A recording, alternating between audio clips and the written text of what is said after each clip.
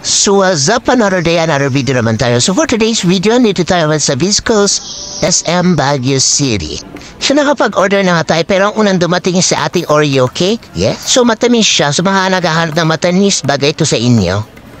Next naman sa ating ice mocha. Maganda rin yung timpla niya, sakto lang. Next is sa ating strawberry.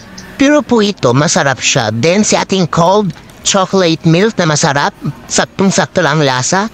At si ating brewed coffee.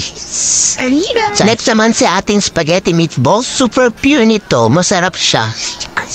At si fettuccine carbonara. Milky siya. Masarap din ito with bread. Super sulit. Next naman si ating napakasarap na si Viscos fried chicken. Yummy to. Masarap siya. Sulit na sulit din ang pera nyo dito.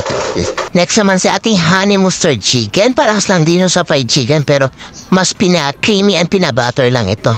Next naman si ating napakagandang chicken cordon bleu. So, okay lang din. Masarap din naman.